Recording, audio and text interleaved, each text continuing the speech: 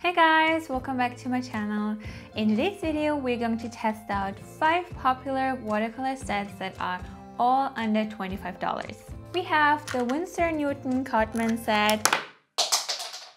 We're going to test out the Winsor Newton Cotman watercolor set. Next, we have the foldable watercolor set by a brand that is very mysterious. I don't know, every seller has a different name for that, but in my case, it was called Superior. Then, by popular demand, we're going to test out Sakura Koi watercolor set with 12 different colors. Also a popular brand on Amazon, this Sonnet set with 16 different colors. And last but not least, we're going to test out this Van Gogh watercolor set with 15 different colors. Now, most of these sets are more like travel watercolor sets, but you can of course use them at home. As always, I will have all the links to all the watercolor sets in the description box down below so you can check it out.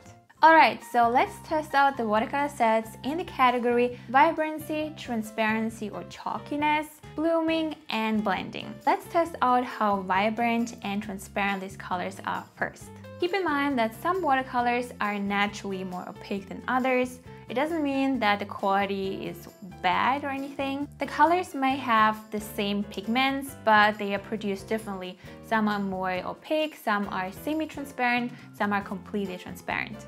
Opaque colors are great for covering the paint underneath, and semi or transparent colors are great for different watercolor techniques such as glazing and layering. But lower quality or really cheap watercolor sets, they use more fillers and binders than pigments. So you might notice that when the paint dries really chalky and not really vibrant or anything, and the paint breaks off from your paper or smudges, it means the quality isn't that great. So with the black line, we're going to test out if we can spot any chalky or other really textured binders and fillers. To test out the watercolor sets, I'm going to use the 100% cotton cold press watercolor paper by Hahnemühle. The first set in the test is the Winsor Newton Cotman watercolor set that you can get for about $16. Now, before I started swatching all the colors, I activated each pan by spraying some water on top, and this is what I did with all other sets as well. I've been using the Winsor Newton Cotman set for a while now, and I was really curious about how different or similar the paint could be compared to other sets in the same price range. I got as much paint as possible onto the wet brush and added it to the left side, and then blended it with clean water to see how the colors look when they are a little bit lighter. Also, some of you guys were asking about what the black line means. I created this line with a black waterproof marker, and when you paint over it, you can not only see how opaque or transparent the color is, but also if your paint has any fillers, binders, or chalky finish when the paint has dried. So we want the black line to be either evenly covered with paint, this means the specific color is opaque or semi-transparent, or completely black. This means the color is transparent and is great for layering and glazing. The only thing I can point out already is the packaging. The paint can fall out if you haven't painted with it a lot yet, so the box can get a little bit messy when the paint gets stuck to the lid. The colors look really vibrant to me, and once the paint was dry, the black line was almost completely free from any residue except the yellow and the more orangey color. These colors were a little bit more opaque, but also had a little bit of flaky parts. Next, we have this foldable watercolor set by an unknown brand that you can get from Amazon for about $16. It comes with 42 different colors, an aqua brush, and a sponge. Here I was really curious to see how the paint would perform because there are so many different colors to choose from, and the price is pretty much the same to Winsor Newton. And I was really surprised about the vibrancy of the colors.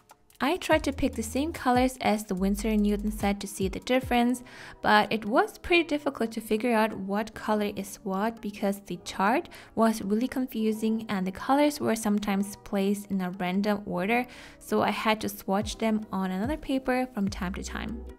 But overall, I felt like this set looked pretty much the same as the previous set. Here the yellowish colors were evenly opaque, but they didn't have any grainy or flaky residue. And everything else looked pretty much the same so far. Let's move on to the next set, and that's the Sakura Koi watercolor set with 12 different colors that you can get for about $17. It also comes with an aqua brush that you can even disassemble. I actually had troubles with that because I didn't realize at first that you need to screw it against the clock and not clockwise, but oh well. Again, I activated the paint by spraying some water on top and then swatched all the different colors starting with the most saturated amount of paint and then blended it out with clean water. Here I noticed that the colors looked a lot more vibrant. You could load up the brush with paint super easily and the paint looked already vibrant. Except for the pinkish color, it was a bit more grainy and pale for some reason, but sometimes you have paint that just won't get any more saturated even though you try to load up as much paint onto the brush as possible. And if you have paint that is super pale right from the start, it gives you a lot less options later. I'd rather prefer really saturated and pigmented colors that I can adjust to as how light and how dark I want them to be. The other way around is not really possible. Another difference in the previous set was the black line that was covered with more paint. It seems like these colors are more opaque but without having any chalky looking fillers. But for now, this is the result compared to the two previous sets. Next, we have the Sonette watercolor set that I've been seeing a lot lately on Amazon. It comes with 16 different shades and pans, and you can get it for about $20 on Amazon. I was really surprised by this set because usually when watercolors come with a ton of different shades for a smaller price compared to some other brands that are a lot more expensive but only have a few colors in the set, you somehow expect lower quality. The downside here is that it doesn't have a mixing palette, so you would need to buy something extra to be able to use the paint. And I felt like some colors didn't dry smoothly and had a trace of chalkiness in them.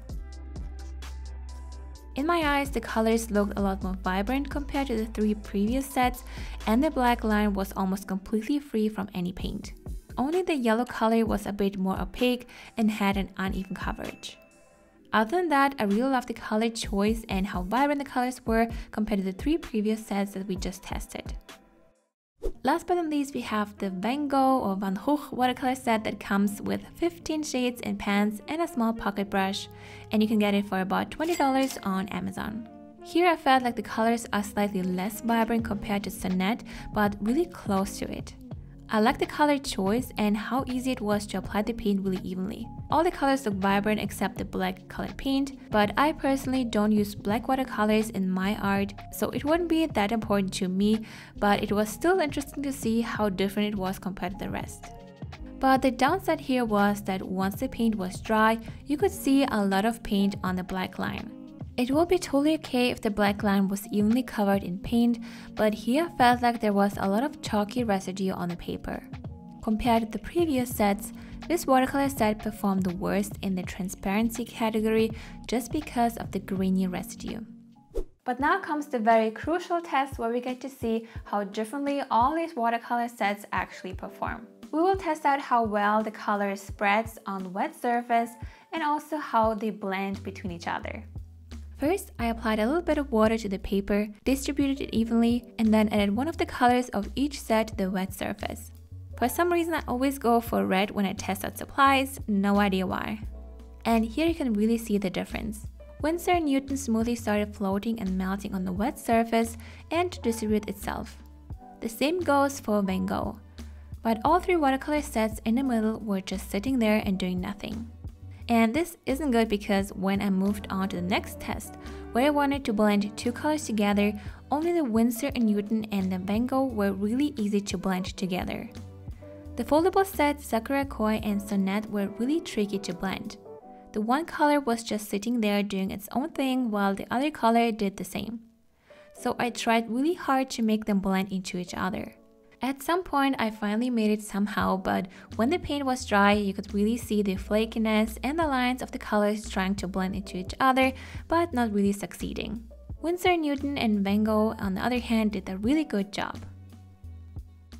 Now, another aspect that we could test out that is actually also important is the light fastness. It means how well the colors will last in the sun or in the light in general without fading or without discoloring over time.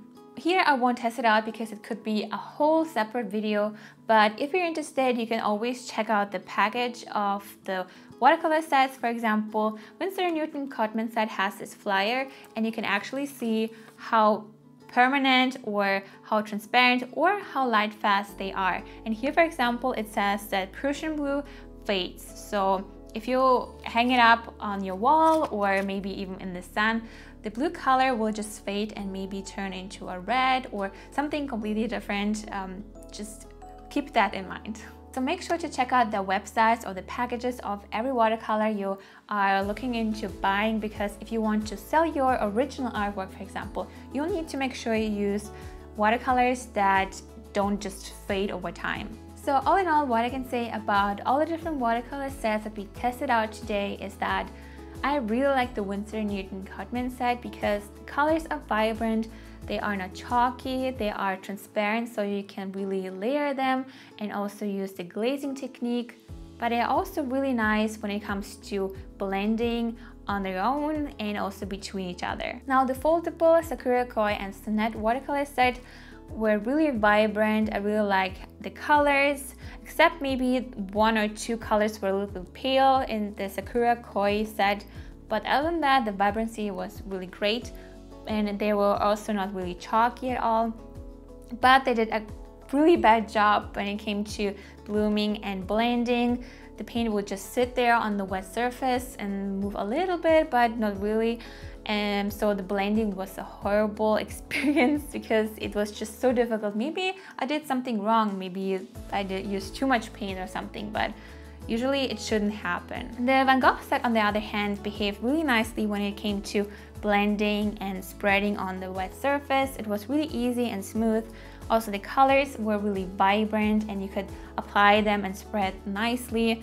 But the downside here is that the black line was filled with chalkiness. Like, it covered the black line and it's totally fine if it's even, but here you could really see that some looked really chalky, so I was a little bit disappointed.